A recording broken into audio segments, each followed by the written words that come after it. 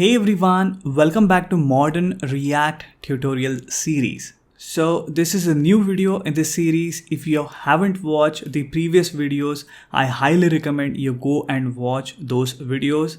I have shared the link of that playlist in the description.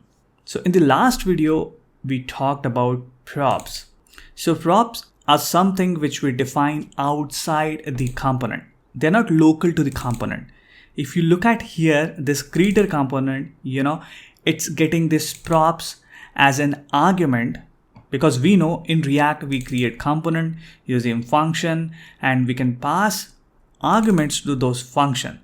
So that argument is actually props, and props is something which we define outside the component in the parent component. So if you look at this example, app is the other component I have, and this app is actually creating the creator component and it's passing this name value, I would say. So this name prop in the app component. So creator is not responsible for this name. This name is actually this John value or this Linda value or this Sonia value has been created by app, right? So say suppose I want to change this value. I'm going to change this value here and I'm going to pass that value, this property, to the creator component. So props are something which is outside the component. Props are like variables passed to the component by the parent component. And one of the most important thing, we shouldn't change this prop, like this props.name in our example, inside this component. So I shouldn't do something like this. Name is equals to assigning some other value.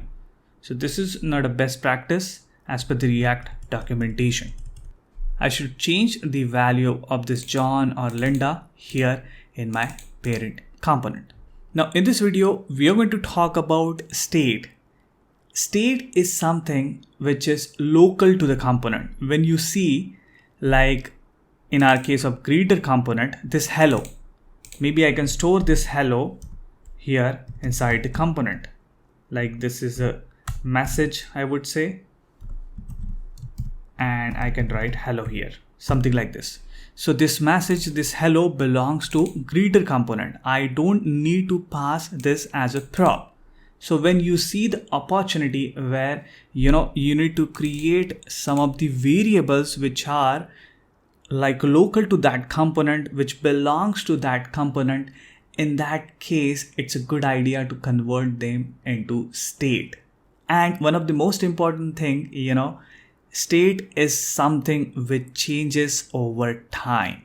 This is the most important point. So when you see something which belongs to that particular component, which is like local to that component, and it is going to change over time, it's a good idea to convert that particular value into a state variable. And state is something which is managed by the component itself.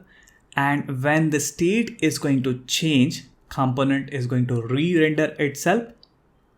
So let's understand this through a simple example. So I have created a new pen here called React State.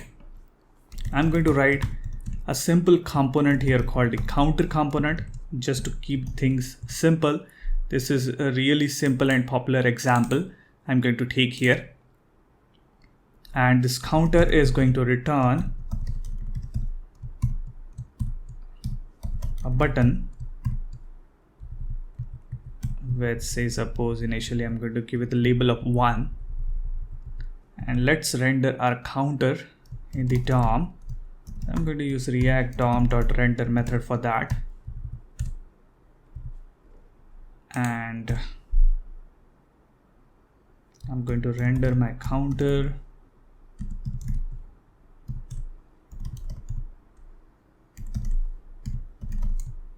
I need to write document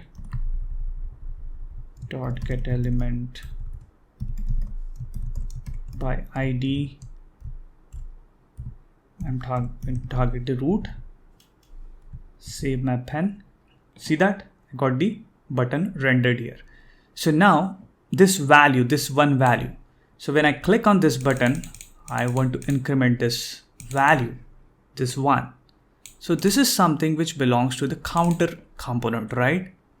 It doesn't belong in the global scope or any parent component. Right now we are not creating this counter in the parent component, but when we have such case, this counter, this value belongs to this counter component, something like this. So I'll define a let count is equals to 1, something like this, and I can use this here, something like this. If I save, see that? If I change this value, you see 2 got rendered here. Now I want to change this value when I click on this button. So let me write a function. We already know how to write event handler. We have seen that in the last video. So on click, I'm going to write a function here, or maybe I can directly write function something like this.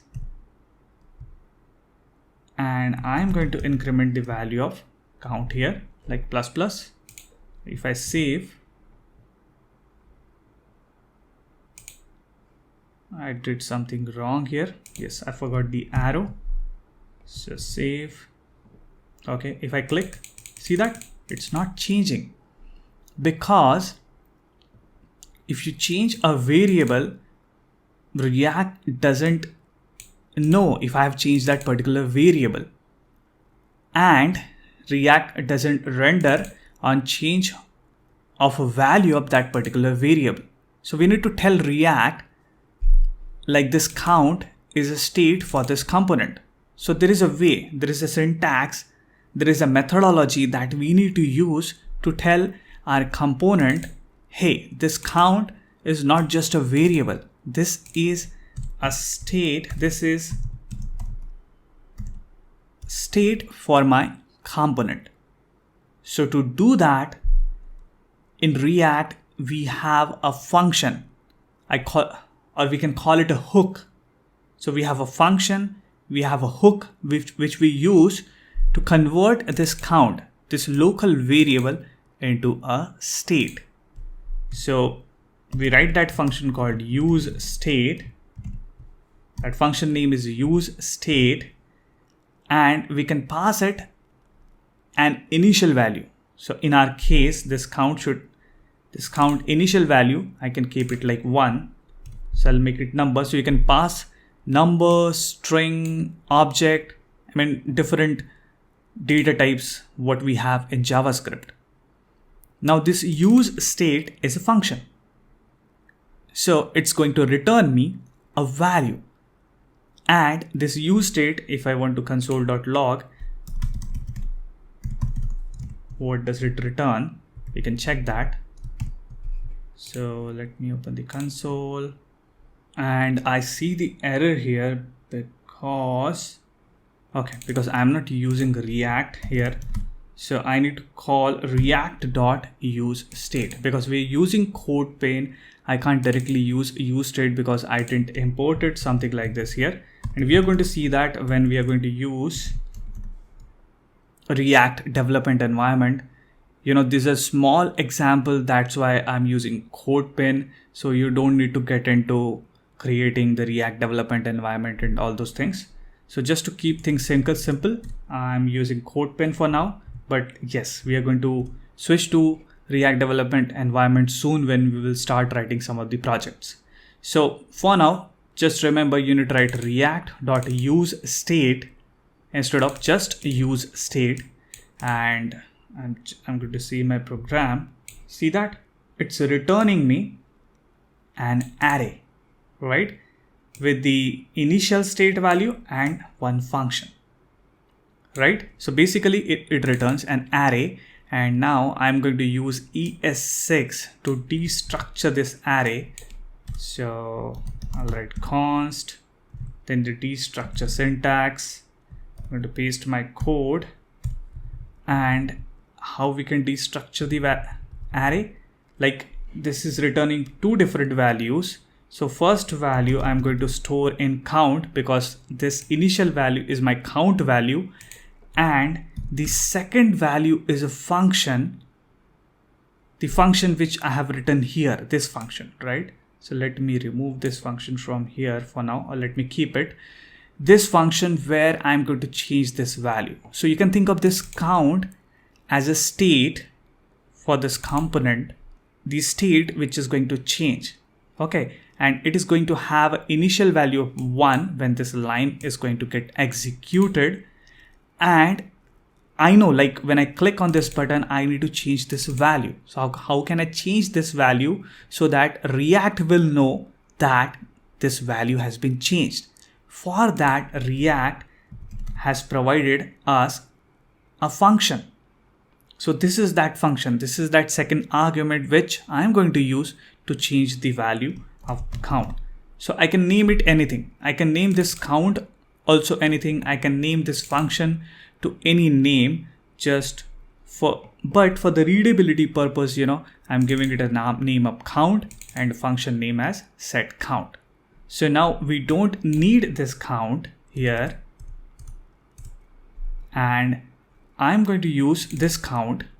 This is just a variable now for this counter component. I'm going to save, still getting 1 as output. Now, if I increment this value, because I'm still incrementing the count plus, which is not going to work, I actually need to call this function set count. And inside this function, I'm going to change the value of this count. So I'm going to say count plus 1. If I save my program, you see the initial value of 1, which is coming from here. This is the initial value. And now if I click on this button, see that? Because I have converted that local variable into a state now. And I have given the responsibility of changing the value of that count variable to React. This set count, you're understanding, this set count is not in my control now. This set count is in control of React. I could just call this function and pass a new value, but React is taking care of incrementing the value or changing the value. That's how React knows that this count is not a local variable now. This count does belong to counter, but it's not just a local variable inside this counter, but it's a state for this particular component. So whenever you see something which is local to particular component and you know that it is going to change over time, you need to use useState. This is new. This is the modern way of creating or defining state in React. In the previous version of React, we were using something called class component. So I can create something like this: counter extends react dot component, and we used to define state something like this. This was in the previous version of React. I would say this is the old way, but nowadays we only write functional component in React. This is a new way of writing React component, the functional way, and this useState is called a hook in React. So we have a lot of other hooks in React, and we are going to discuss about other hooks in the upcoming videos. So this is a state hook in React. Hook is like a mix-in, right? So whenever you want to define a state, if you're coming from the previous version of React, you need to use this useState function, and you can pass object here if you want. If your state is complex, you can pass an object. But in this example, this simple example, our state is just a number value. So I'm using 1 here. See that? This simple syntax, and our code looks really good, really beautiful. So I can take this function from here also, or maybe I can call a new function here, something like this, set counter, something like this, and I can define that function here, set counter is equals to this, and here inside this I can increment the value of, or I would rather directly pass this value to set count function, and I can say count plus 1. Save. See that? I mean, this was a really simple example, so I don't need this function. Actually, I can just take this line and I can put it here. So I can just write set count and count plus 1, and it's going to work fine. So this is about component and state, and I'm going to see you in the next video with new topic, new tutorial in the modern React series. Thanks for watching.